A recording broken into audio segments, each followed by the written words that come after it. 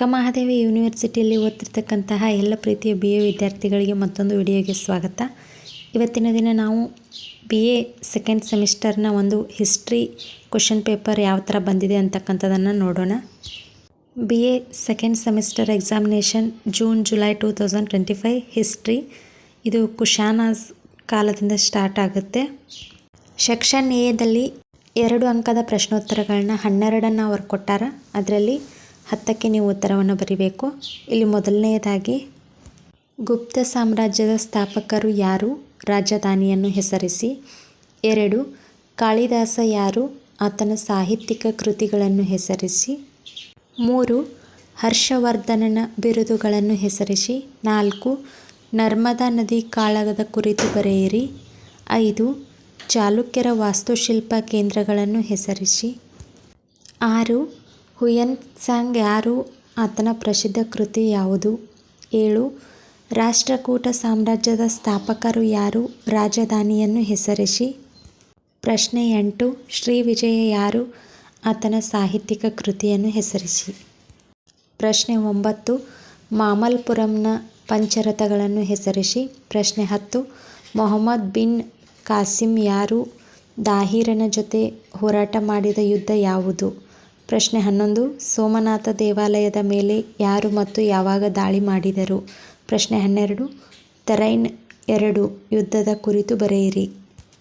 Section ಬಿಯಲ್ಲಿ 5 ಅಂಕದ ಪ್ರಶ್ನೋತ್ತರಗಳನ್ನ ಕೇಳ್ಯಾರು. ಅವರು ಇಲ್ಲಿ 8 ಪ್ರಶ್ನೆಗಳನ್ನ ಕೊಟ್ಟಾರು. ಅವುಗಳಿಗೆ ನಾವು ಬೇಕಾದ ಯಾವುದಾದ್ರೂ 6ಕ್ಕೆ ಮಾತ್ರ ಉತ್ತರವನ್ನು ಬರಿಬೇಕು. ಇಲ್ಲಿ ರೋಮನ್ ಸಂಖ್ಯೆ 2ರಲ್ಲಿ ಪ್ರಶ್ನೆ 13 ಗುಪ್ತರ ಸಾಂಸ್ಕೃತಿಕ ಕೊಡುಗೆಗಳನ್ನು ವಿವರಿಸಿ. ಪ್ರಶ್ನೆ 14 ಹರ್ಷವರ್ಧನನ ದಿಗ್ವಿಜಯಗಳನ್ನು ವಿವರಿಸಿ. 15 ವರ್ಧನರ ಆಡಳಿತ ವ್ಯವಸ್ಥೆಯ ಕುರಿತು ಚರ್ಚಿಸಿರಿ. 16 ಬಾದಾಮಿ ಚಾಲುಕ್ಯರ ವಾಸ್ತುಶಿಲ್ಪ ಕೇಂದ್ರಗಳ ಕುರಿತು ಸಂಕ್ಷಿಪ್ತವಾಗಿ ವಿವರಿಸಿ. ಅದರಲ್ಲಿ 1 ಬಾದಾಮಿ, 2 ಐಹೊಳೆ, 3 ಪಟ್ಟದಕಲ್ಲು. ಪ್ರಶ್ನೆ 17 ಧ್ರುವನ ಸಾಧನೆಗಳನ್ನು ಬರೆಯಿರಿ. 18 ಒಂದನೇ ರಾಜರಾಜ ಚೋಳನ ದಿಗ್ವಿಜಯಗಳನ್ನು ವಿವರಿಸಿ. 19 ಭಾರತದ ಮೇಲೆ ಅರಬ್ಬರ ದಾಳಿಗೆ ಕಾರಣ ಹಾಗೂ ಪರಿಣಾಮಗಳ ಕುರಿತು ಬರೆಯಿರಿ. 20 ಭಾರತದ ಮೇಲೆ ಮೊಹಮ್ಮದ್ ಘೋರಿಯ ದಾಳಿಗಳ ಕುರಿತು ಬರೆಯಿರಿ. ಸೆಕ್ಷನ್ ಸಿ ವಿಭಾಗದಲ್ಲಿ 10 ಅಂಕದ ಪ್ರಶ್ನೆಗಳನ್ನ ಕೊಟ್ಟಾರ. ಅವರಲ್ಲಿ ಟೋಟಲ್ ಆಗಿ 5 ಪ್ರಶ್ನೆಗಳನ್ನ ಕೊಟ್ಟಾರ. ಅವುಗಳಲ್ಲಿ ನಾವು ಬೇಕಾದ ಯಾವುದಾದ್ರೂ 3ಕ್ಕೆ ಮಾತ್ರ ಉತ್ತರವನ್ನು ಬರೀಬೇಕು. ಸೆಕ್ಷನ್ ಸಿ ವಿಭಾಗ ಇದು ಕೊನೆಯ ವಿಭಾಗ.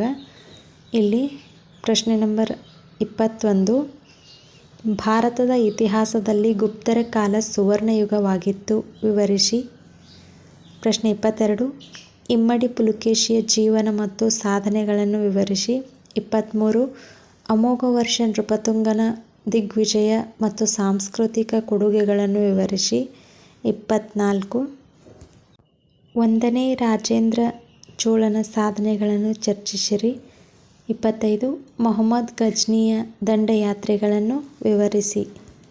10 ಅಂಕದ ಪ್ರಶ್ನೆಗಳಿಗೆ ಯಾವಾಗಲೂ ನಾವು ಉತ್ತರವನ್ನು ಬರೀಬೇಕಾದ್ರೆ ನೀವು ಮೊದಲಿಗೆ ಪೀಠಿಕೆ, ವಿಷಯ ಮತ್ತು ಉಪಸಂಹಾರ ಅಂತಕ್ಕಂಥ 3 ಸ್ಟೆಪ್ಗಳ ಮೂಲಕ ಉತ್ತರವನ್ನು ಬರೆಯಿರಿ.